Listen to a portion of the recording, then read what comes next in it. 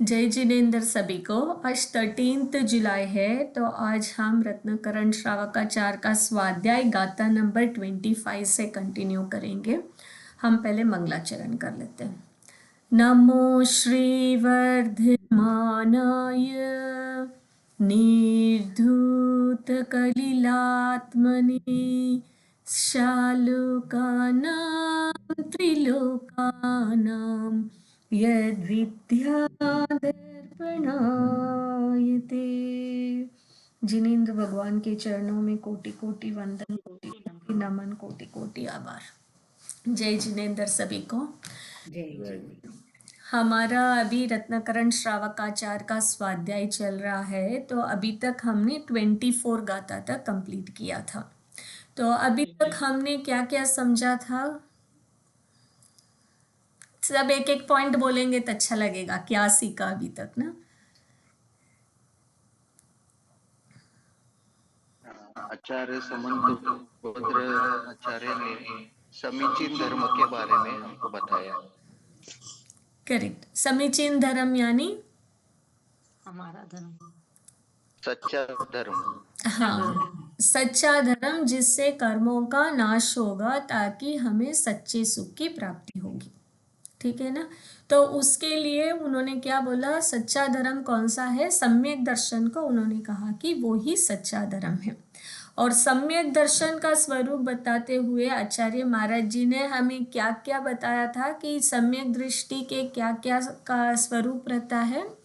तो हमने देखा था गाथा नंबर 4, राइट? तो किसी को याद है गाथा नंबर 4?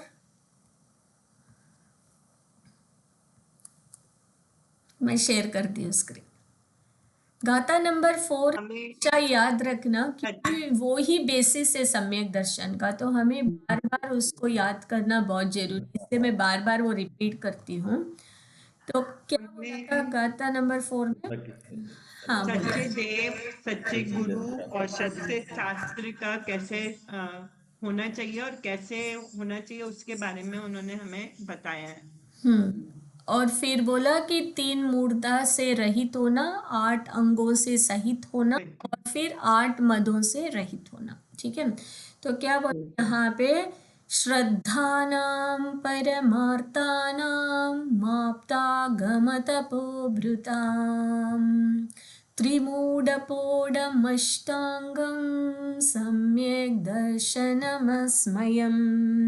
तो ये निरंतर जब हम बोलेंगे ना, तो हमें ये बार बार हमें ये ना याद आएगा कि सम्यक दर्शन का स्वरूप क्या है।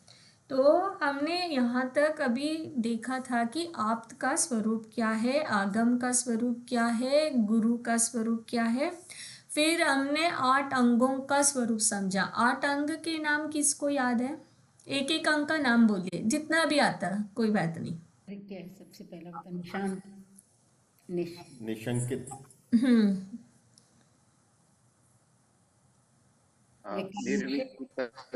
निर्विचिकित्सक, निर्विचिकित्सा क्या? अमूढ़ दृष्टि, उपगोहन, स्थितिकरण, कितनी बार आपने बोला, वात्सल्य अंग वात्सल्य, और प्रभावना। हाँ, वेरी नाइस। तो ये 8 अंग जब याद रहते हैं ना, तो बहुत इजी हो जाता है सम्यक दर्शन को समझने के लिए। तो निशांकित, निकांक्षित। निशांकित में था कि सच्चे देव शास्त्र गुरु पे श्रद्धा रखना, शंका नहीं करना। फिर निकांक्षित में बोला था कि कुछ भी इच्छा नहीं करना, फिर इच्छा करके देव शास्त्र गुरु की पूजा नहीं करना। फिर था कि उपगुण ने कहा था कि किसी के शरीर को देख के घृणा नहीं करना। सॉरी, निर्विचिकित्सा।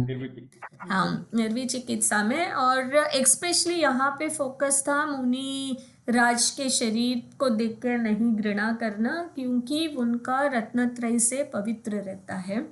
फिर कहा अमूढ़ दृष्टि यानी मिथ्या दर्शन और मिथ्या के मार्ग पे चलने वालों के मन, वचन और काया से उनकी अनुमोदना नहीं करना।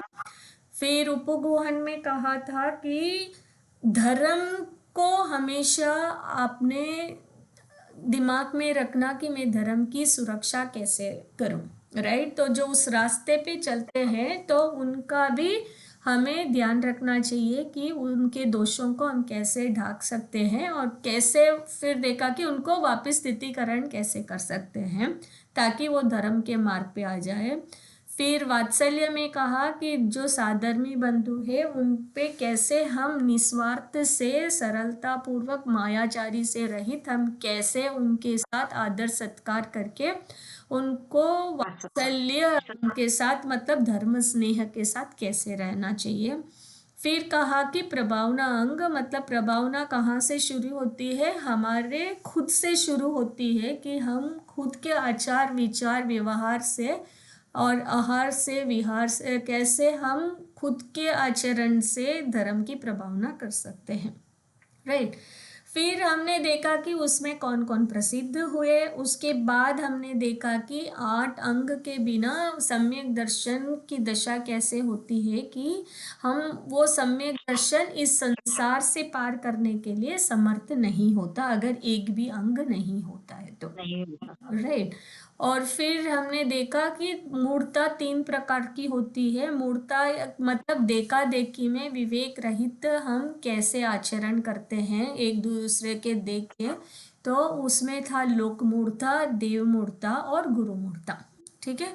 तो यहाँ तक हुआ था हमारा लास्ट क्लास तक। तो आज हमें जो सम्यक दर्शन का लास्ट वाला पार्ट था क्या था, 8, राइट। सो सम्यक दृष्टि मद से रहित रहता है। मद यानी गर्व यानी अहंकार नहीं रहता, उसको गर्व नहीं रहता है, ईगो नहीं रहता है, राइट। तो मतलब मद को इतना इम्पोर्टेंट दिया है, ठीक है। तो यहाँ पे एक्चुअली आप देखते हो ना, तो हम इसके ये गाथा पहले पढ़ते हैं उसके बारे में समझेंगे क्योंकि ये बहुत ही इम्पोर्टेंट गाथा समझने के लिए है। तो हम देखते हैं कि इसमें क्या बता रहे आचार्य महाराज जी। ज्ञानम पूजाम कुलम जातिम बलम वृद्धिम तपो वपु अष्टावाश्रित्य मानित्वम स्मय माहुर्गतस्मयः।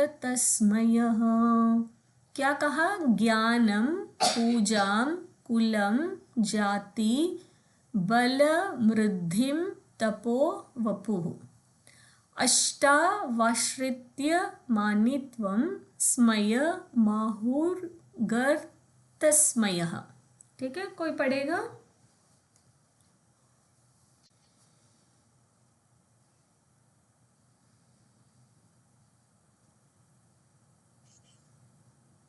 आप म्यूट में हैं नीलिमा जी।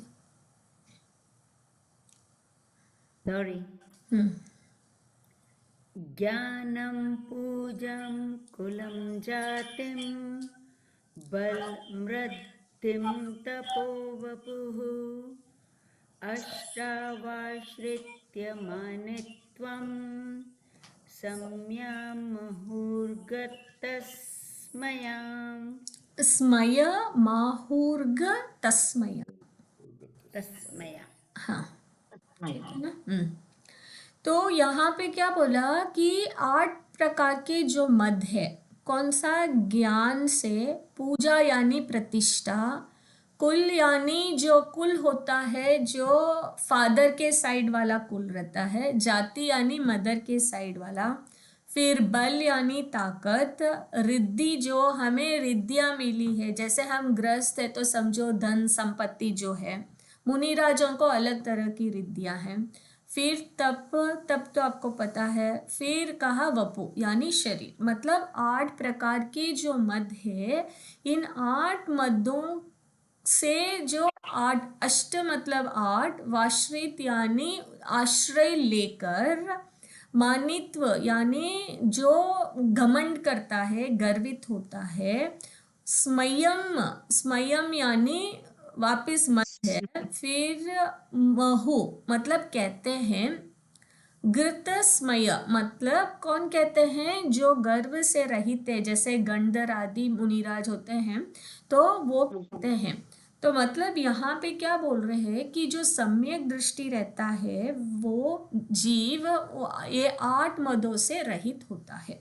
ठीक है, तो यहाँ पे हम थोड़ा और डिस्कस करते हैं कि देखो एक्चुअल कषाय लेते हैं तो कषाय में क्या आता है, क्रोध आता है, मान आता है, माया आता है, लोभ आता है, राइट। लेकिन यहाँ पे क्रोध को क्यों नहीं लिया, लोभ को नहीं लिया, माया को नहीं लिया, सिर्फ मान को क्यों लिया? मान घमंड। हाँ, घमंड को ही क्यों लिया? सम्यक दृष्टि को ऐसे नहीं बोला कि उसको वो राग द्वेष नहीं करता, क्योंकि वो अभी चौथा गुणस्थान में ही है, राइट। तो वो बाकी सारे तो रहेंगे, लेकिन मद पे ज्यादा जोर क्यों दिया? घमंड। हाँ, प्लीज। घमंड पे क्यों ज्यादा जोर दिया? क्योंकि बाकी चीजें उससे जुड़ती हैं, मतलब घमंड मेन है, उससे ही सारी बाकी चीजें आती हैं। जोड़ती। क्योंकि अगर आप लौकिक में भी एग्जाम्पल देखो, क्या होता है, समझो कि किसी को थोड़ा सा नॉलेज आ जाता है, राइट। घमंड। तो हाँ, उसको क्या आएगा, पहले घमंडी आएगा, घमंड है। उसको ना क्रोध आएगा, ना लोभ आएगा, ना कुछ नहीं आएगा, राइट। अभी सम्यक दृष्टि जो जीव है तो उसको वस्तु स्वरूप का नॉलेज आ गया, उसको दान आ गई है, उसको तत्व का ज्ञान आ गया, मतलब उसको अभी पूरा इतना अच्छी तरह उसको पूरी दुनिया का स्वरूप समझ में आ गया, राइट। तो उसको क्या आ गया है, ज्ञान आ गया। ज्ञान आ गया। तो ज्ञान आते ही यूजुअली क्या होता है, हर किसी को क्या होता है, मान आ जाता है। तो इसीलिए यहाँ पे मान पे ज्यादा इम्पोर्टेंस दिया है और बोला कि एक सम्यक दृष्टि अगर हम किसी को कहेंगे तो उसमें ये क्वालिटीज होना बहुत जरूरी है, क्योंकि उसको मान नहीं होना चाहिए, तभी उसका समझ में आएगा कि उसको वस्तु का स्वरूप सही समझ में आ गया। तो हम एक एक टॉपिक को अभी लेके समझेंगे, ठीक है। तो पहले वाला क्या था, ज्ञान मद, ठीक है।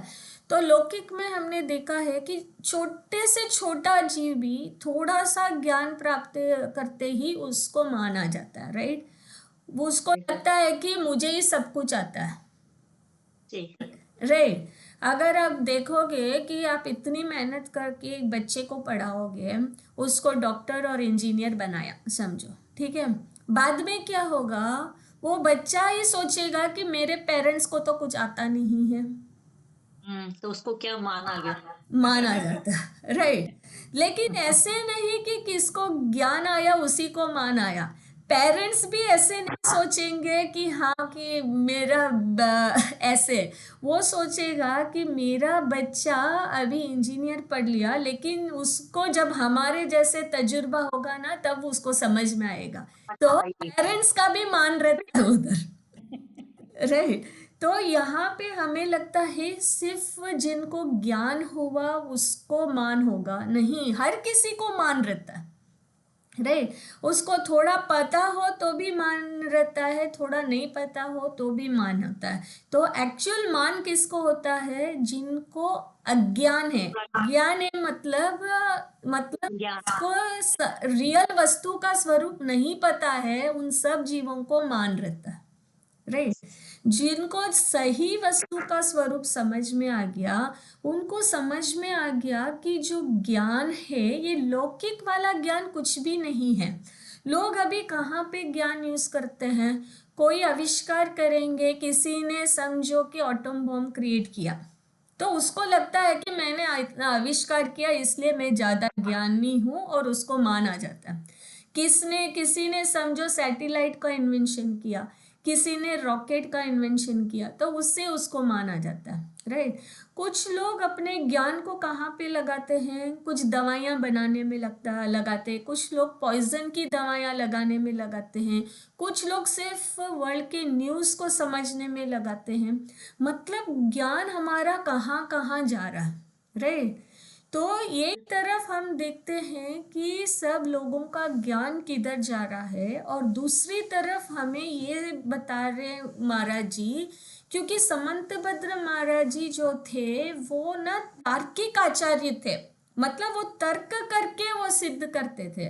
तो सिर्फ श्रावकाचार में ही मान पे ज्यादा जोर दिया है, क्योंकि उनको पता है कि रियल लाइफ में प्रैक्टिकली क्या होता है, राइट। थोड़ा नॉलेज आते ही मान ही है जो सब में आ जाता है। इसीलिए यहाँ पे जो फोकस है मान कषाय पे किया है, ठीक है ना। तो वो ज्ञान वाला पार्ट को समझने वाली बात है कि हम देखते हैं, हम खुद को भी देखते हैं, तो हमें कभी लगता है कि ज्ञान थोड़ा सा आ गया, समझो हमने थोड़ी पढ़ाई कर ली या कुछ भी हो गया, तो हमें लगता कि हमें बहुत कुछ आ गया और वो मान आ जाता है। तो यहाँ पे क्योंकि ये धर्म का रास्ता है, वस्तु का स्वरूप बता रहे हैं, तो यहाँ पे बोल रहे हैं कि जिसने सही में वस्तु के स्वरूप को समझा है उसको मान नहीं होगा। क्यों नहीं होगा अमित जी? जब सम्यक दृष्टि को ज्ञान वाला मद क्यों नहीं होगा? क्योंकि वो जानता है कि ये पूर्ण ज्ञान नहीं, ये केवल ज्ञान नहीं, ये सिर्फ शुरुआत है ज्ञान की, या मतिश्रुत ज्ञान है। हाँ, और वो क्या समझेगा कि ये जो लौकिक वाले ज्ञान है वो प्रयोजन वाले नहीं है, राइट।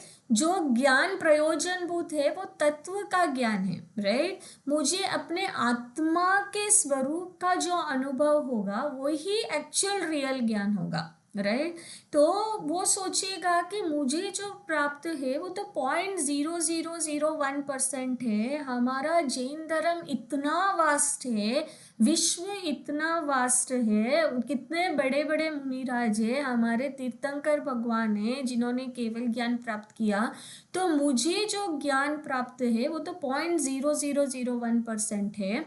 और वो कोशिश करेगा कि मुझे अभी जो एक्चुअल भगवान ने बताया हुआ ज्ञान है वो सच्चा ज्ञान है, तो मुझे इतना ही मालूम है और मुझे और इतना उसको समझना है, राइट।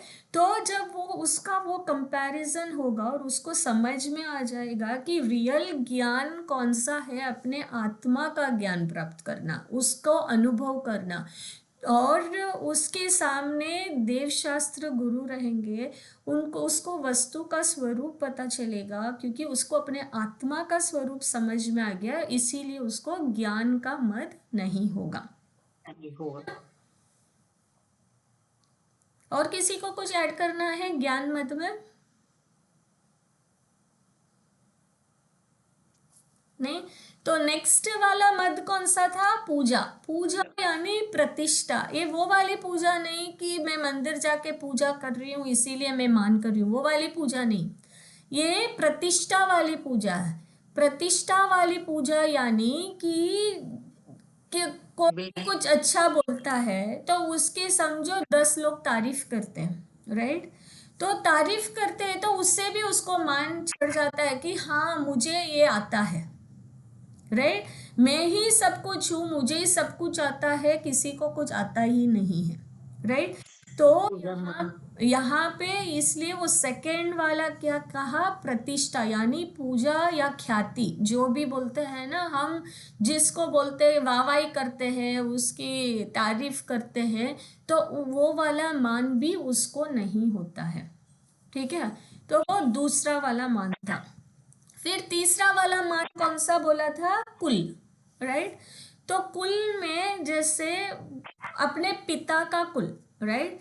तो ये गर्व रहता है कि मेरे पिता के फैमिली वाले ऐसे हैं, तो उसका मान कि मैं इस फैमिली में बॉर्न हूँ, वो वाला मान, राइट।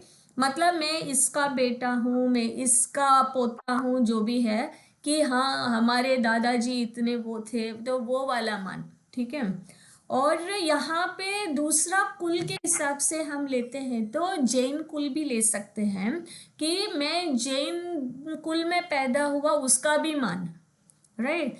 तो लेकिन सम्यक दृष्टि जीव जो है उसको कुल का मान नहीं होता है। क्यों नहीं होता अनीता जी? वही उसको ज्ञान है और वो आत्मा आत्मा कैसे वो आत्मा को जानता है, तो उसको कोई मतलब नहीं है कि वो कौन से कुल या जाति से है, वो क्योंकि एक आत्मा है। करेक्ट। आत्मा की कोई कुल और जाति होती नहीं है, वो सब शरीर रिलेटेड है, राइट। तो उसको पता चल गया कि मैं तो आत्मा हूँ, मैं तो जीव हूँ, तो ये कुल जाति उसको कोई इम्पैक्ट नहीं करती है। और उसकी देखने की दृष्टि क्या, समानता वाली दृष्टि आ जाती है। तो वो कोई दूसरे जीव को भी देखेगा तो वो सोचेगा कि ये भी मेरे जैसा ही आत्मा है, ये भी मेरे जैसा ही जीव है, इसमें भी इतनी ताकत है जितनी मेरे अंदर ताकत है, राइट। ये भी पूर्ण ज्ञान को प्राप्त कर सकता है। तो उसको कोई भी जीव को देख के, कुल को देख के उसको मान वाली फीलिंग नहीं आएगी, तो वो किसी का अपमान भी नहीं करेगा और खुद भी इगोइस्टिक नहीं होगा, राइट। फिर फोर्थ था जाति, ठीक है। तो जाति में यानी मदर के साइड का, यानी मेरे नाना इतने पैसे वाले हैं, मेरे मामा का घर ऐसा है, मैं उनके रिलेशन में हूँ, तो वैसे मान करना, ठीक है। और दूसरा जाति में कौन सा आएगा, जाति में कौन कौन सा आता है, जैसे हम सन्नी पंचेंद्रिय जाति के, राइट, या हम मनुष्य जाति के हैं, तो उसको वो वाला भी गर्व नहीं आएगा क्योंकि उसका दृष्टिकोण आत्मा की तरफ है, राइट। तो वो देखेगा कि सब समान है, ठीक है। तो पहले हम वापस रिवाइज करते हैं। हमने अभी तक 4 मद को समझा। कौन कौन से मद को हमने समझा? पहले पहले ज्ञान मत, ज्ञान मत, दूसरा पूजा मत, पूजा, कुल और जाति। करेक्ट। मतलब सम्यक दृष्टि जीव को ज्ञान मद नहीं होगा, पूजा या प्रतिष्ठा का मद नहीं होगा, कुल और जाति का नहीं होगा, राइट। तो ये सब मेजरमेंट पैरामीटर्स है, राइट। जरूरी नहीं कि जिसको मद नहीं है वो हमेशा वो सम्यक दृष्टि ही रहेगा, वैसे नहीं। लेकिन जो सम्यक दृष्टि रहेगा उसके अंदर ये मद नहीं रहेगा, वो दूसरे वे में है, ठीक है। ऐसे मत सोचना कि ये पर्सन कितना सरल है तो ये सम्यक दृष्टि है, जरूरी नहीं है। उसकी कषाय मंद हो सकती है तो भी वो मद नहीं करेगा। आप देखोगे कि कुछ लोग इतने सिंपल रहते हैं तो उनको घमंड नहीं रहता, लेकिन जरूरी नहीं कि वो सम्यक दृष्टि है। लेकिन अगर सम्यक दृष्टि रहेगा तो उसको मद नहीं होगा, तभी उसको हम सम्यक दृष्टि बोलेंगे। क्योंकि जब उसको वस्तु का स्वरूप समझ में आ जाएगा तो ये ऑटोमेटिकली उसके अंदर क्वालिटीज रहेंगे, राइट। उसको कोशिश नहीं करनी पड़ेगी कि मैं, वो सोचेगा कि हाँ अभी मुझे ज्ञान आ गया, मुझे ज्ञान मद नहीं करना। वो ऐसे नहीं सोचेगा कि कोई तारीफ कर रहा, अभी मुझे मद नहीं करना। वो ऑटोमेटिकली उसके अंदर, उसके नेचर में वो आ जाएगा।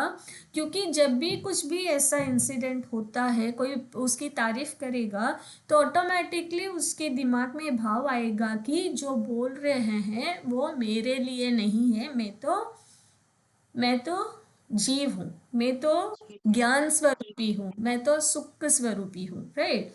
तो जो बोल रहे हैं वो उसके ऊपर नहीं लेगा और वो सोचेगा ये सब क्या है, कर्म आश्रित है, राइट। और जब तक पुण्य का कर्म रहेगा तब तक सब तारीफ करेंगे, जब पाप का उदय आएगा कोई भी पूछने वाले नहीं रहेंगे, राइट। तो इसीलिए वो इसमें उलझेगा नहीं, उसका पूरा फोकस वो होगा कि मैं अपने परिणामों को कैसे विशुद्ध रखूं, ठीक है। फिर नेक्स्ट 4 मद आए, बल मद, रिद्धि मद, तप मद और वपु यानी शरीर, ठीक है। तो बल मद, बल मद में हम क्या क्या लेंगे? शक्ति, हाँ, शक्ति, शारीरिक शक्ति और मानसिक बल, हाँ। तो बल में कितनी चीजें आ जाती है, देखो कि एक तो शारीरिक बल तो है ही है कि मुझे इतनी ताकत है तो मुझे कोई हरा नहीं सकता है, ले मैं किसी को भी मार सकता हूँ ऐसे।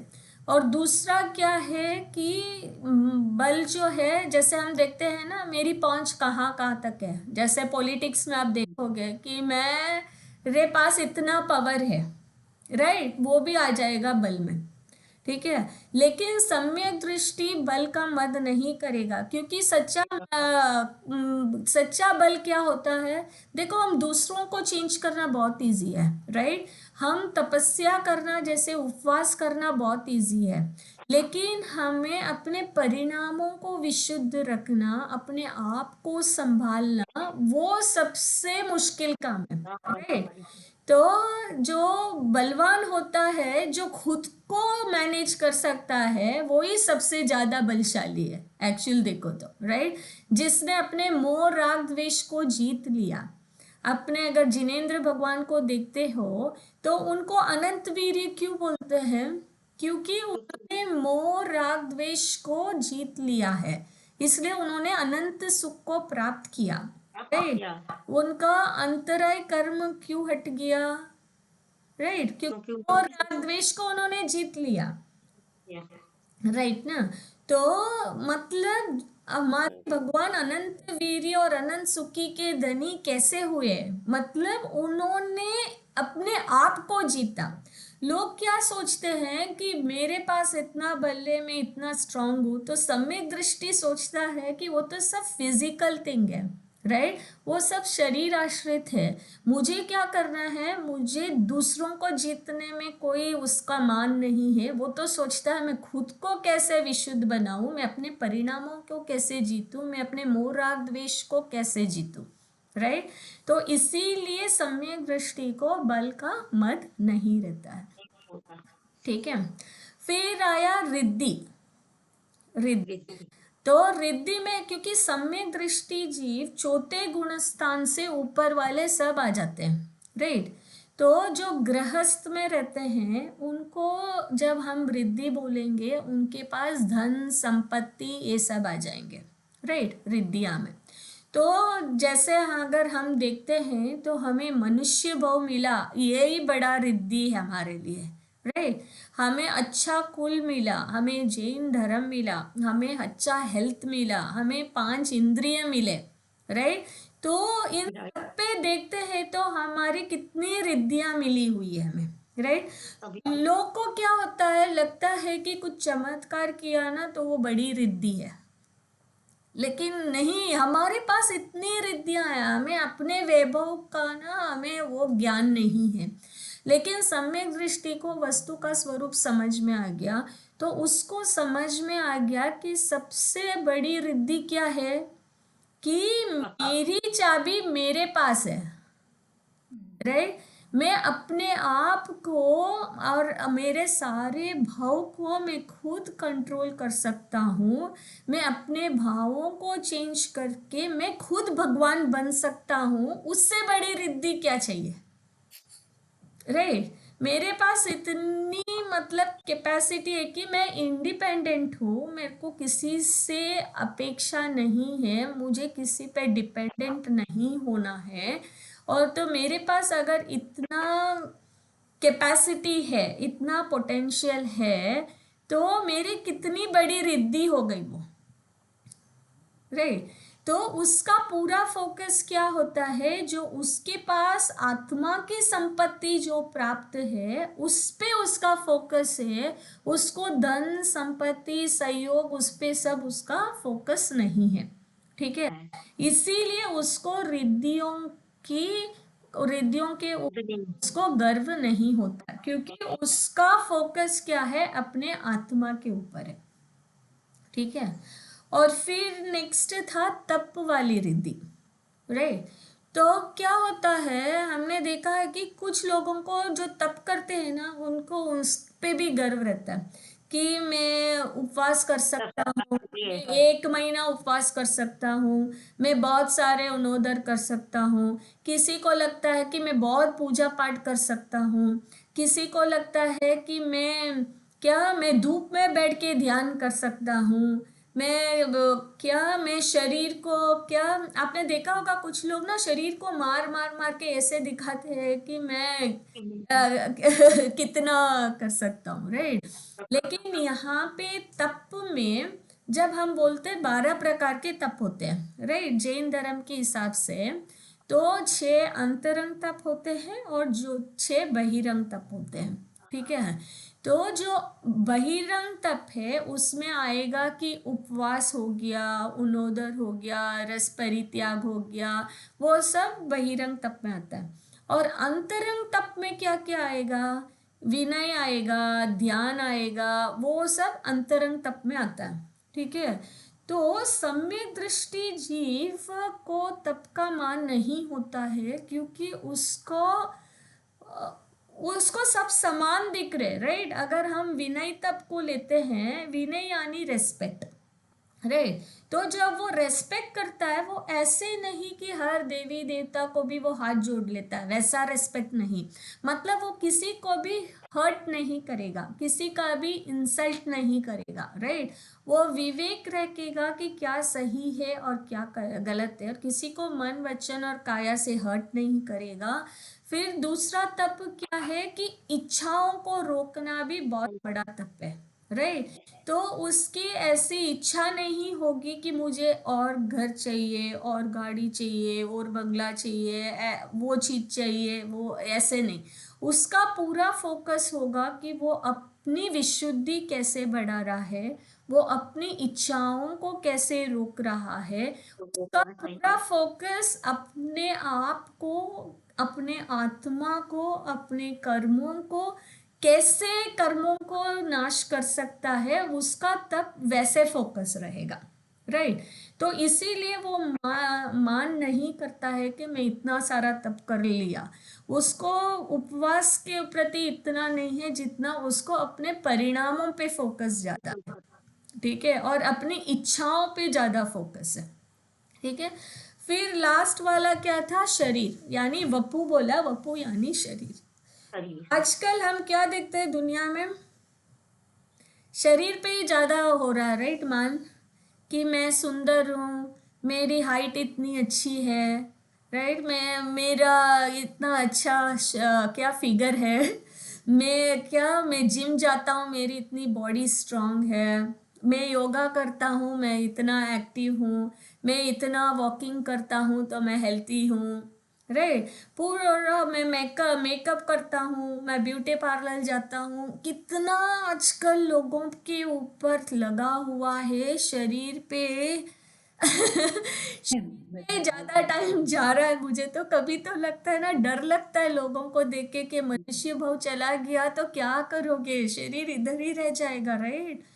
क्योंकि सबका फोकस क्या, वो सिर्फ अपने आप को शरीर ही मानते हैं। तो वो शरीर को ही वो समझते हैं मैं ही शरीर हूँ, और सिर्फ उसको ही संवारने में ही लगे हुए रहते हैं। शरीर को खिलाना पिलाना, उसको नहलाना, उसका मेकअप करना, उसको ध्यान रखना सिर्फ पूरा शरीर फोकस है। लेकिन सम्यक दृष्टि को पता चल गया कि शरीर तो पर है, कुछ भी नहीं। करेक्ट, पर है, शरीर तो कर्म के आश्रित है। तो उसका पूरा फोकस अभी कहाँ है? आत्मा की तरफ। तो उसको शरीर का मान तो होगा ही नहीं, नहीं, ठीक है ना। यहाँ पे किसी को कोई क्वेश्चन है? पर एक हाँ बोलिए बोलिए। एक क्वेश्चन है। अब जैसे शरीर है, ये शरीर को आपको अच्छा रखना है, अच्छा खाना पीना है, तभी तो खाएंगे पिएंगे अच्छा, तभी तो आप फिर अच्छा स्वाध्याय कर सकते हैं। अगर आपका शरीर बीमार है तो आपका स्वाध्याय में भी मन नहीं लगेगा। देखो दो राइट। चीजें हैं। देखो मुनिराज भी खाना खाते हैं और हम भी खाना खाते हैं, राइट। मुनिराज ध्यान करते हैं और हम क्या करते हैं? स्वाद जो भी खाते हैं, ठीक है, राइट। लेकिन खाना वो भी खाते हैं, वो भी उनका हेल्थ मेंटेन करते हैं। लेकिन हमारा हेल्थ का मेंटेनेंस का व्यू पॉइंट अलग है। वो किस लिए खाना खा रहे? ताकि उनके हमको अंदर तप करने के लिए, ध्यान करने के लिए उनको उतनी ताकत हो, राइट। हमारा फोकस ऐसा नहीं है। हमारा क्या है, मैं ये चीज खाऊंगा तो मुझे इतना न्यूट्रिशन आएगा, वो चीज खाऊंगा तो इतना न्यूट्रिशन आएगा, राइट। एक्चुअल अगर आप देखोगे प्रमाण सागर जी महाराज जी भावना योग में भी क्या फोकस कर रहे हैं वो क्या बोल रहे हैं, अपने भावों से अपने एंजाइम्स का जो बॉडी में सेक्रिकेशंस होते हैं उससे हमें इतनी पॉजिटिव एनर्जी आती है कि हमारा हेल्थ इतना अच्छा मेंटेन हो जाता है, राइट। फिजिकल आप वॉकिंग करो, वो ऐसे नहीं बोल रहे कि आप फिजिकल मत करो, लेकिन हमारा फोकस सिर्फ फिजिकल पे नहीं होना चाहिए, राइट। हमारा प्रायोरिटी पहले ये होना चाहिए कि ये समझने के लिए कि मैं जीव हूँ और मैं एज ए जीव मेरा ज्यादा टाइम मुझे जीव पे देना चाहिए, शरीर पे नहीं, राइट।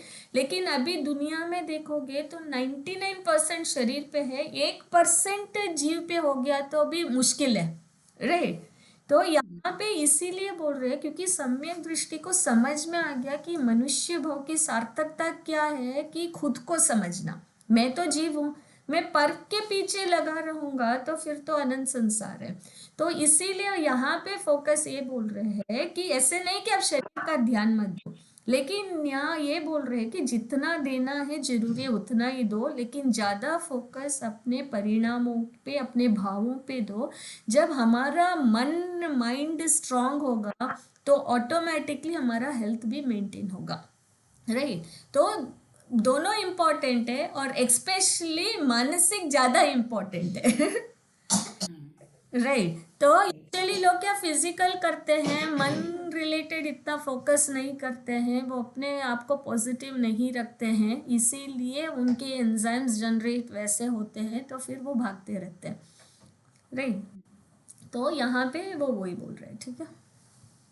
थैंक तो हम इसका भी भावार्थ पढ़ लेते हैं। Sunita ji, I am so sorry, मुझे एक छोटा सा क्वेश्चन था इसमें। मुझे हम्म ये सब वाला जो आपने अभी बताया हम लोग को, जो सब होता है जिसमें विनय, ज्ञान और ज्ञान में इच्छाओं को रोकना, ये सब होता है, वो वो इटसेल्फ वो ऐसा होता है कि जो इंसान उस बारे में सोच रहा है कि उसको किसी का इंसल्ट नहीं करना, ये करना नहीं करना है, उसमें कैसे मान आ जाएगा? क्योंकि वो आप उसमें इतने चले गए हो कि आपको ये पता है कि ये नहीं करना है, ये करना है, तो उससे ये मान कैसे आएगा और वो कैसे होगा मान उससे? कैसे आ जाता है कि समझो कि कोई बहुत सारी तपस्या कर रहा है, ठीक है, समझो कि उसने इतना उपवास किया, वो अभी आपके पास आएगा और आप उससे बोलोगे कि समझो कि मैं फास्टिंग नहीं कर सकता, तो वो इतना ईगोर फील करेगा और आपको इतना बोलेगा कि मैं ही कर सकता हूँ, मैं इतना महान हूँ, मैं इतने उपवास कर सकता हूँ, राइट। वो वाली फीलिंग वो अच्छी नहीं है, क्योंकि सच्चा तप जो करता है वो अंतरंग तप है, जो खुद के लिए करना है, दूसरों को दिखाने के लिए नहीं, राइट। और जब आप अंतरंग तप में फर्स्ट में उपवास आता है और 12वें में ध्यान आता है और फर्स्ट से 12th में जाते हो, तो जैसे हम आगे बढ़ते हैं 12th में ज्यादा इम्पोर्टेंस है फर्स्ट से ज्यादा। क्यों किया वो? क्योंकि लोग क्या करते हैं, सिर्फ शरीर पे फोकस करते हैं, राइट। आप देखोगे कि उपवास भी करेंगे तो क्या करेंगे, सिर्फ टीवी देखेंगे, देखेंगे कि नेक्स्ट डे पढ़ने के लिए क्या क्या तैयारी करनी है, कि क्या खाना बनाना है। आपने देखा होगा कुछ लोग क्या करते हैं पता है, तपस्या क्यों करते हैं, ये दिखाने के लिए कि उसने क्या 8 दिन उपवास रखा था, इस बार मैं 10 दिन रख के उससे ज्यादा करके बताऊंगा, राइट। उसने 10 दिन किया तो मैं 20 दिन करके बताऊंगा। मतलब लोग क्या करते हैं, देखा देखी में भी करते हैं, दूसरों को दिखाने के लिए कि तू क्या है, मेरे में इतनी ताकत है, मैं इतना कर सकता हूँ, राइट।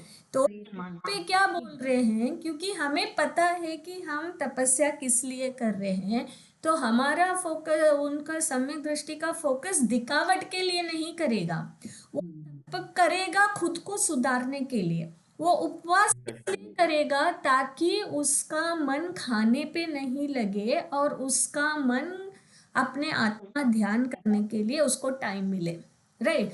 क्योंकि उसका फोकस और उसका इंटेंशन चेंज हो गया, उसको दूसरों को दिखाने के लिए तप नहीं करना है, राइट। तो इसलिए तप मत उसको नहीं रहेगा, ठीक है। ठीक है, चलो हम इसका अभी भावार्थ पढ़ते हैं, मैं स्क्रीन शेयर करती हूँ।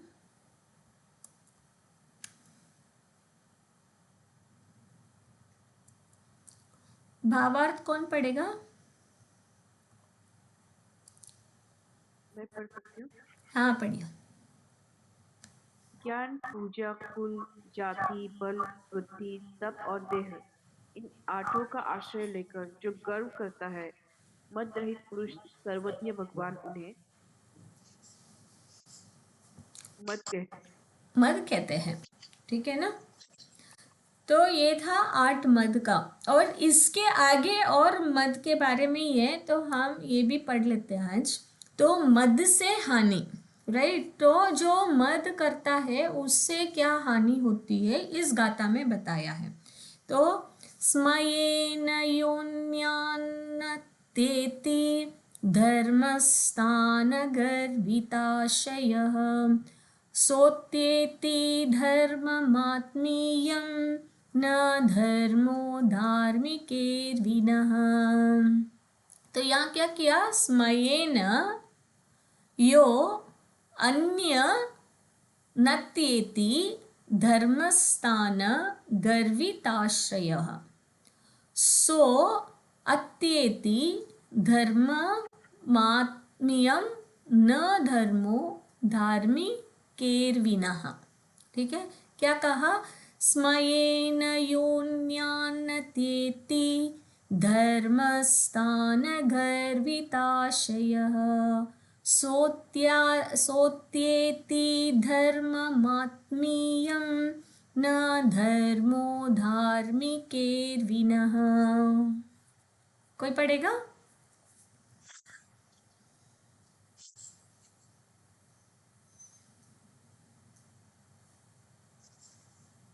पढ़ता हूँ। हाँ पढ़िए।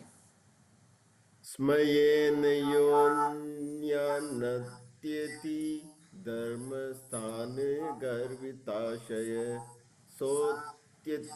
सोत्येति धर्ममात्मीयं न धर्मो धार्मिकैर्विना।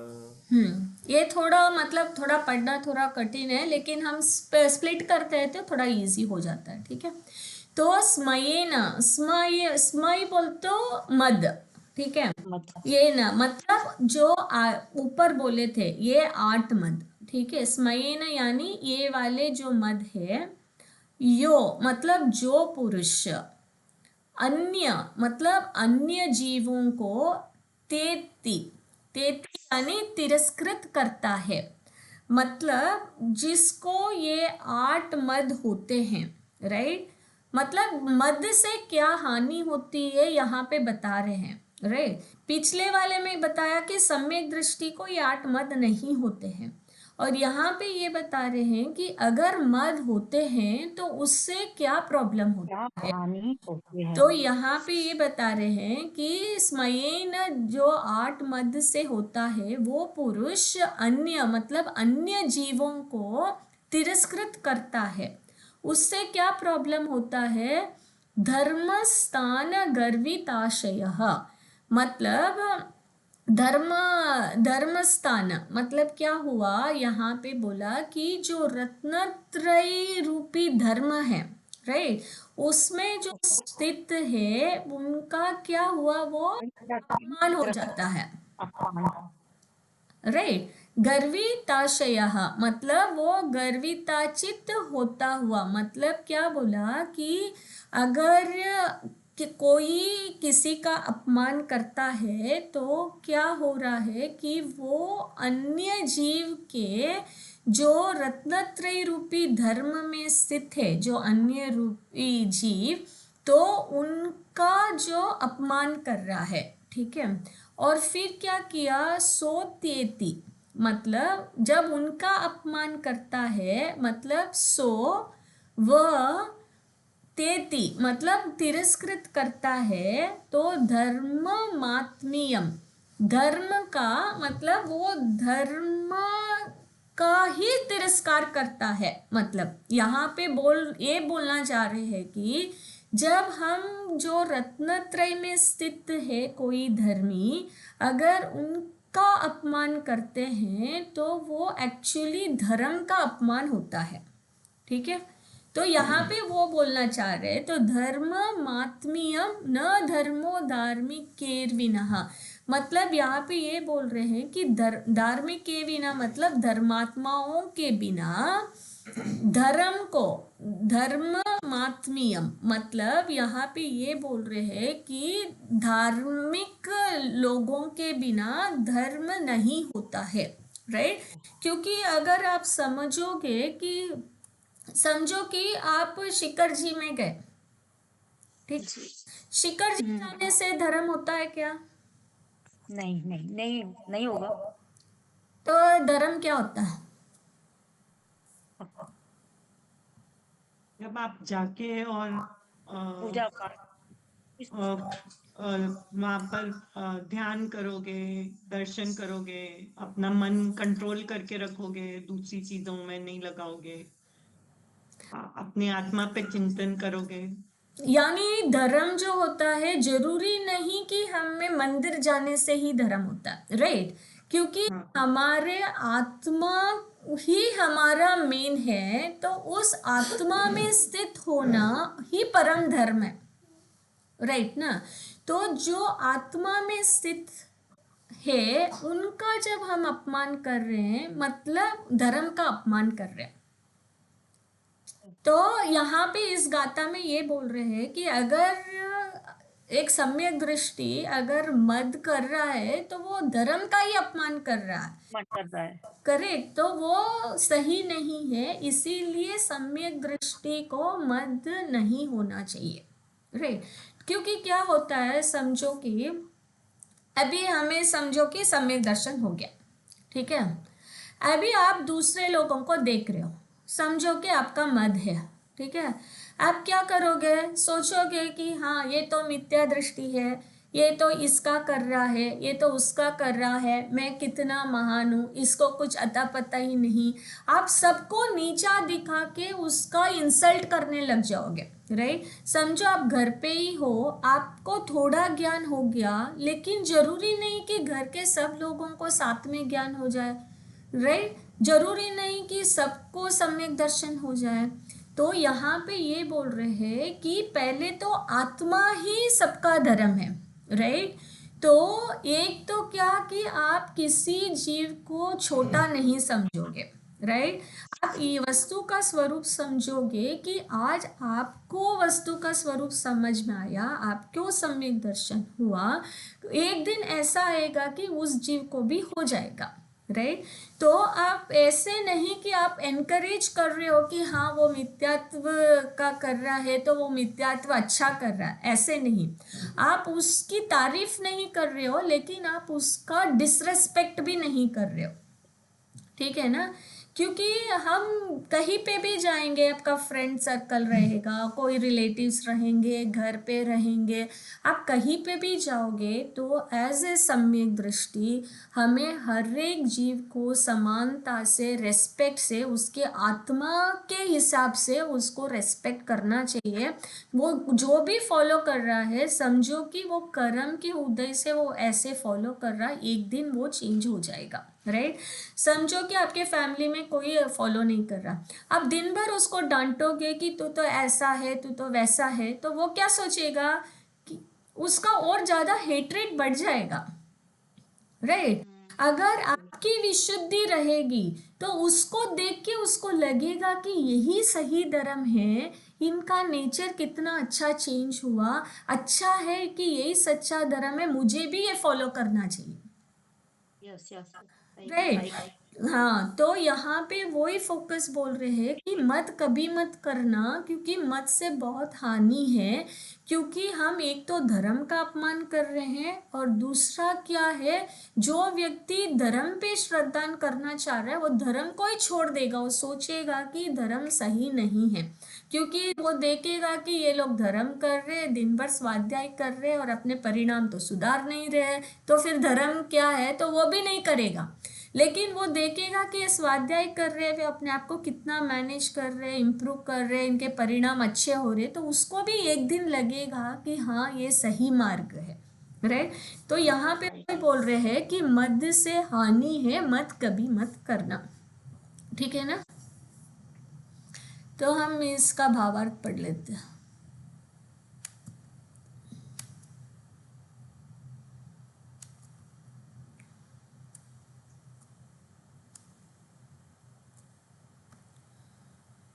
कौन पढ़ेगा?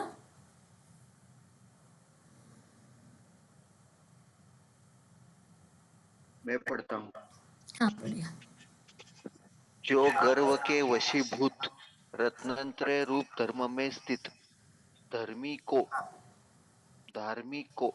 की अवमानना करता है, वह निश्चय से अपने ही अवज्ञा करता है, क्योंकि यह एक ध्रुव सत्य है कि धर्मी को के बिना धर्म का अस्तित्व संभव नहीं है। धार्मिकों के बिना धर्म का धार्मिक अस्तित्व संभव नहीं है, राइट ना?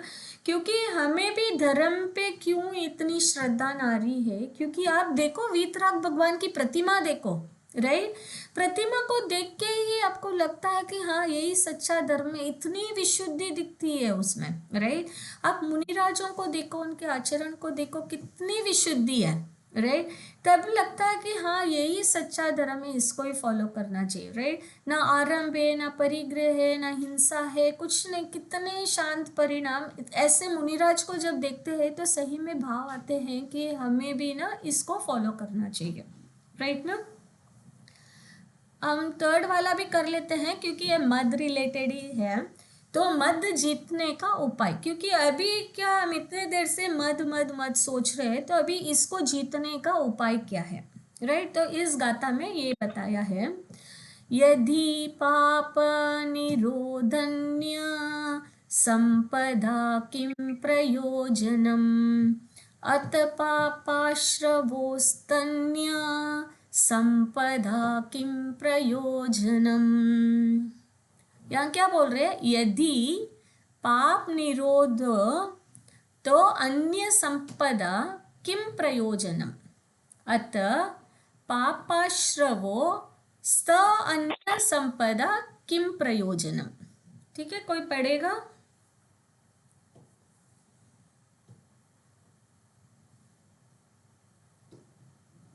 मैं पढ़ूं? हाँ। यदि पाप निरोधो अन्य संपदा किं प्रयोजनम अथ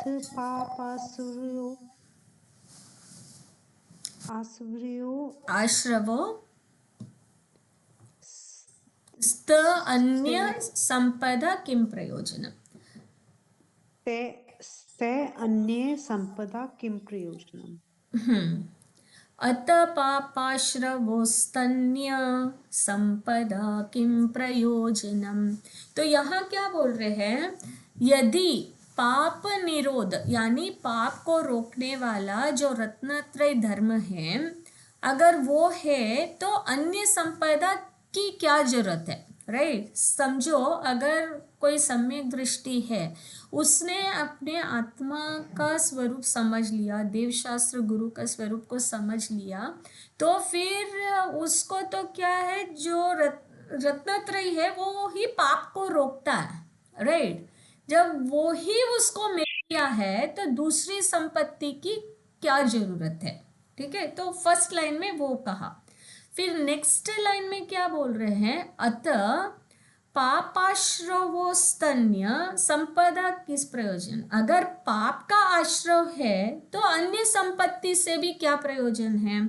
मतलब यहाँ क्या बोल रहे हैं कि अगर आपका पाप का उदय है, राइट, तो आपको कुछ भी मिलेगा नहीं, सब नष्ट ही होगा। समझो पाप का उदय है, आप बिजनेस करना चाहोगे तो भी उसमें लॉस होगा, राइट? और आपका पाप का उदय है, आपका हेल्थ साथ नहीं देगा, राइट?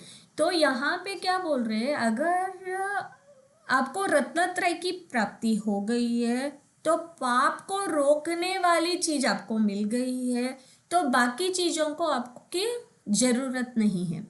और अगर आपका पाप का उदय है तो बाकी चीजों की जरूरत नहीं है, क्योंकि वैसे भी वो टाइम के हिसाब से ऑटोमेटिकली नष्ट हो जाएगी, राइट?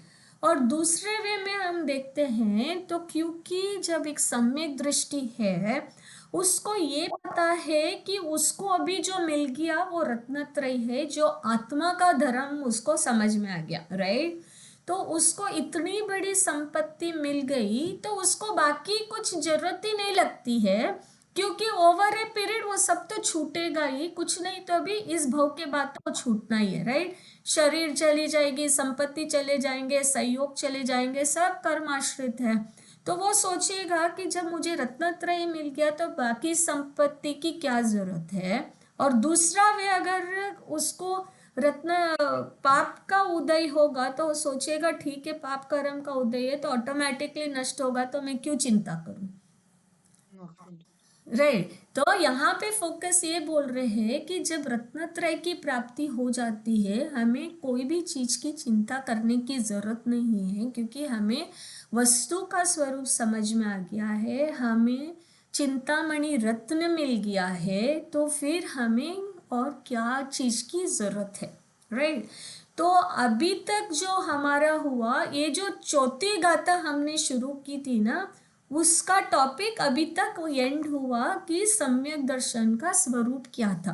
तो हमने क्या देखा, श्रद्धानां परमार्थानां आप्तागमतपोभृतां, राइट। त्रिमूढ़मूढ़पष्टमष्टांगं सम्यक दर्शनमस्मयम्।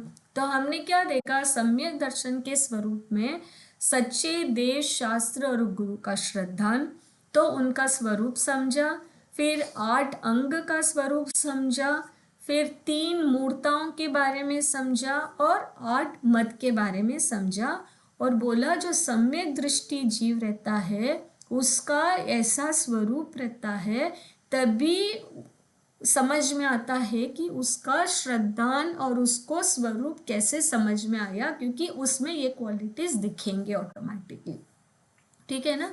तो यहाँ तक किसी को डाउट है क्या, किसी का कोई क्वेश्चन? अभी हमें सम्यक दर्शन समझ में आ गया ना। एक मेरा क्वेश्चन था सुनीता जी, लेकिन हाँ भैया बोलिए। मत के बारे में नहीं, इसके बारे में जब चिंतन करेंगे एक वीक पूरा। लेकिन जो मूर्ता के बारे में जो मैंने चिंतन किया और फिर डिस्कस कर रहा था मैं नीलिमा से, तो उसमें 2 चीज थी। एक तो जैसे आजकल अपन मुनिराज के सामने वो पूरा पूजा पाठ करते हैं, तो क्या ये मूर्ता में आता है क्या? और सेकंड चीज, जैसे किसी के घर में किसी की डेथ हो जाती है तो शांति, आजकल वो क्या बोलते हैं, शांति विधान की पूजा जो मंदिरों में जो होती करते हैं वो, तो क्या ये भी मूर्ता में आता है? तो ये 2 चीज तो बताइए आप मेरे फर्स्ट वाले आपने बोला कि मुनिराज की पूजा करते हैं, राइट। को। हाँ, तो देखो मुनिराज पंच परमेष्टि में आ रहे हैं, राइट। या तो पंच परमेष्टि की तो हम दिन भर पूजा करते हैं। आप नमोकार मंत्र की माला भी फेरते तो हम नमस्कार पंच परमेष्टि को करते, राइट। तो देव शास्त्र गुरु तो पूजनीय है, तो उनकी आप पूजा करना ही चाहिए। लेकिन ये है कि वो मुनिराज बोलेंगे कि आपको मेरी पूजा करो, वैसे नहीं। श्रावक अपनी श्रद्धान से पूजा तो करेगा ही, क्योंकि श्रावक ने उनको परमेष्टि का स्थान दिया, राइट। हम उन्हें देव शास्त्र गुरु के स्थान पे दे रहे हैं, तो वो पूजा मूर्ता में नहीं आएगी, क्योंकि वो उनके गुणों की हम पूजा कर रहे हैं, राइट। हम उनकी पूजा क्यों कर रहे हैं, क्योंकि उनके अंदर रत्नत्रय है, वो ही भगवान के मार्ग पे चल रहे और हमें मार्ग दिखा रहे। वो तो इतने उत्कृष्ट है, आप आंग बंद करके उनकी पूजा करो, राइट। तो ये क्यों बोलते हैं कि जन्म जरा मृत्यु मृत्यु विनाशना है, अनर्घ पद प्राप्त है, ये सब चीजें क्यों आती है उसमें? तो अनर्घ पद है क्या उसमें? अनर्घ प्रति है ना, क्योंकि आप पंच परमेष्टि की पूजा कर रहे हो, तो आप जन्म से मुक्त हो जाओगे, जरा से यानी बुढ़ापे से, रोग से मुक्त हो जाओगे, राइट। जन्म जरा और मृत्यु से मुक्त कैसे होगे, क्योंकि उन्होंने जो बताया है। आप उनकी पूजा क्यों कर रहे हो बोलो?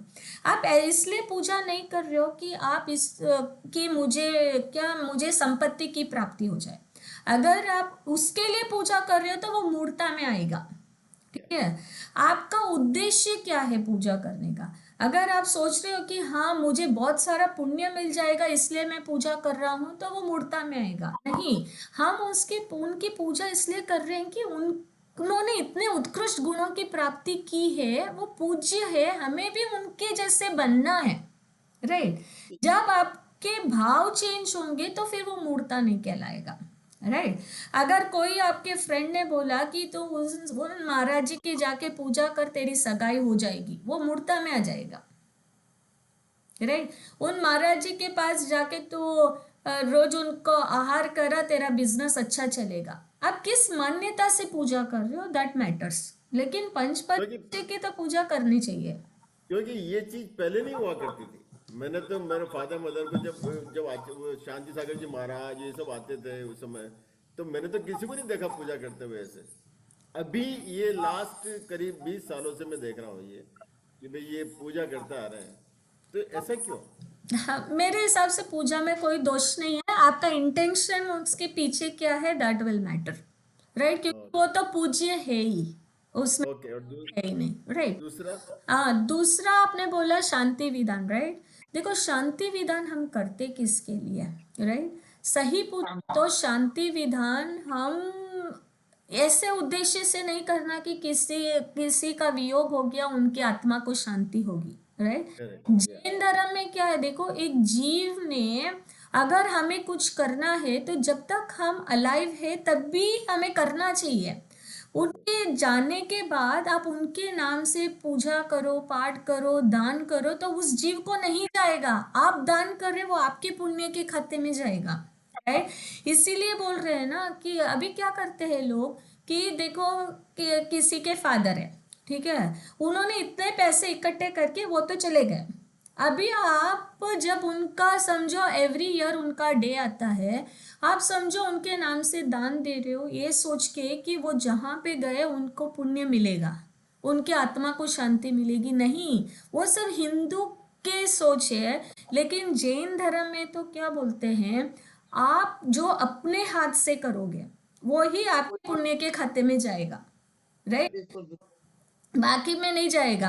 अभी देखो कि विद्यासागर जी महाराज जी ने इतना बड़ा पूरा संघ खड़ा करके गए, राइट। तो वो कहीं पे भी जाएंगे वो उनके खाते में ही जाएगा, वो छठा भाग। क्यों? क्योंकि उन्होंने करके गए, राइट।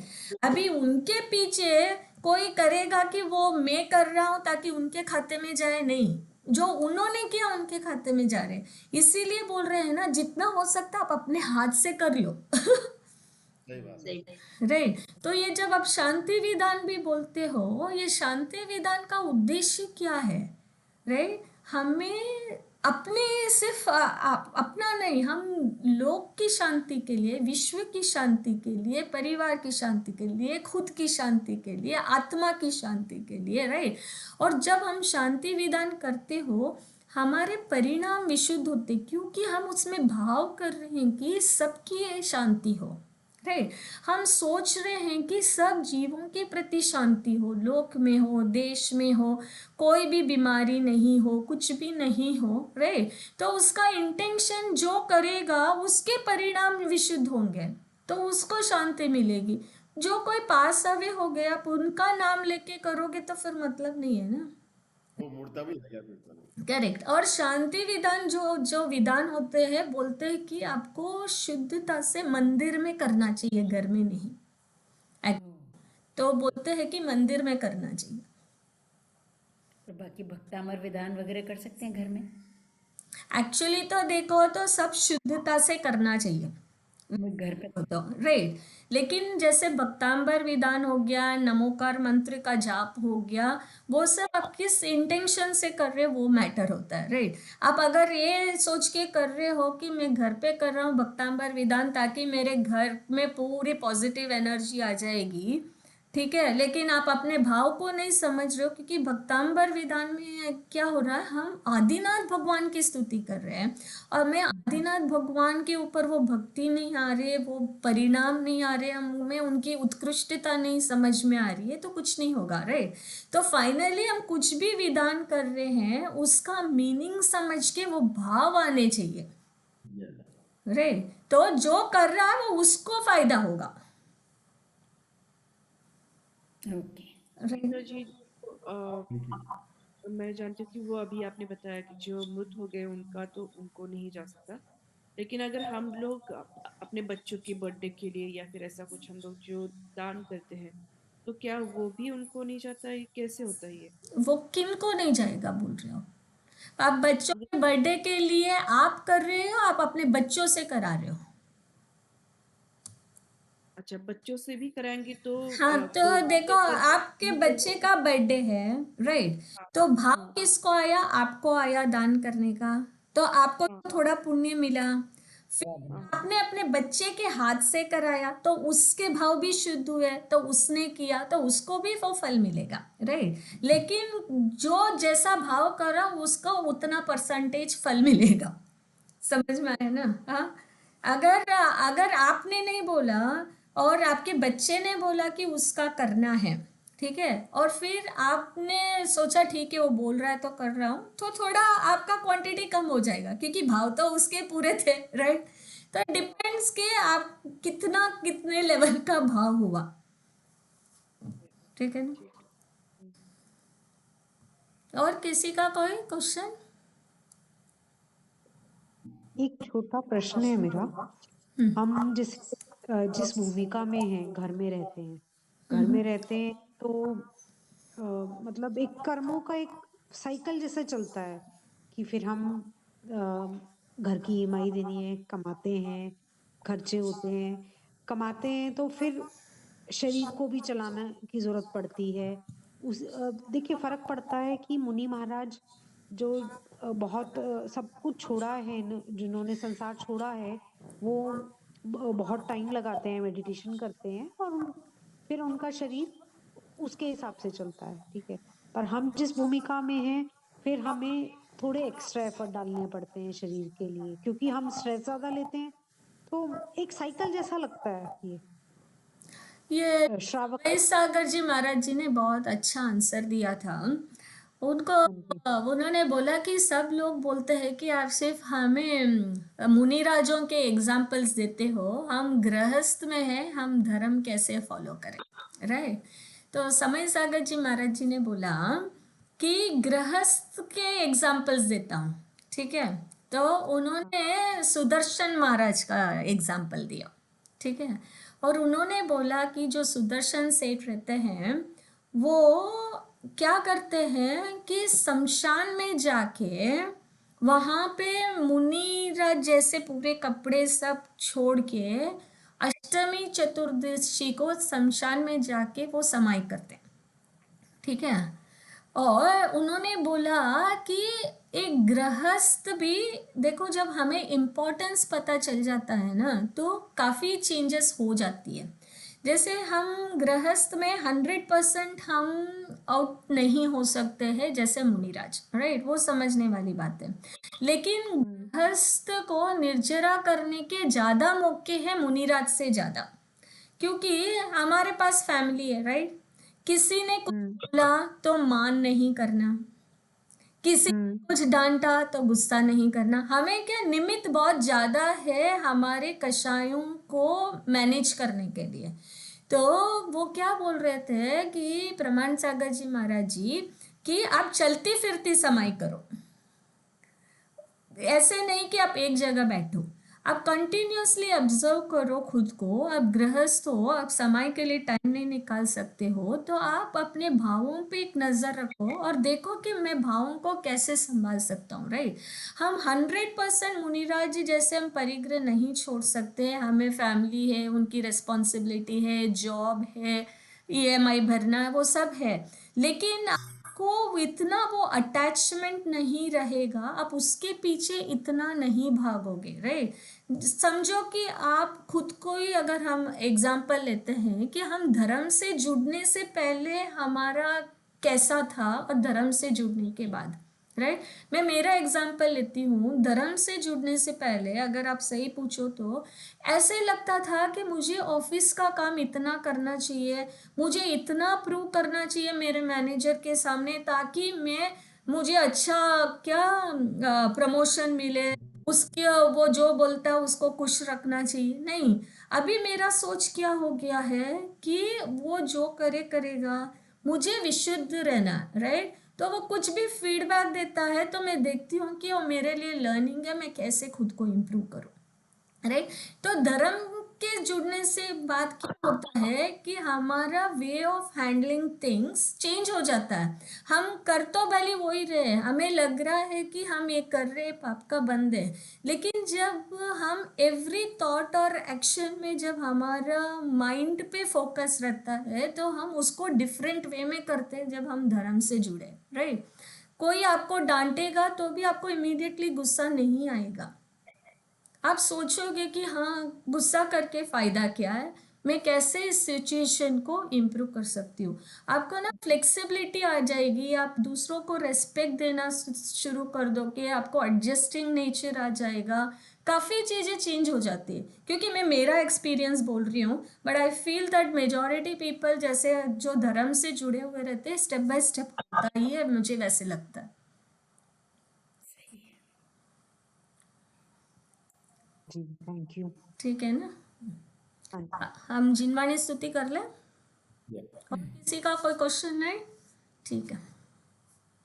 निज निधि निज में बताई, यह अनंत उपकार है, इसके लिए जिन वाणी माँ को वंदना शत बार है, वंदना शत बार है, वंदना शत बार है। जिनवाणी माता की जय। जय जितेंद्र सभी को। जय जय जिनेंद्र। जिनेंद्र, जय।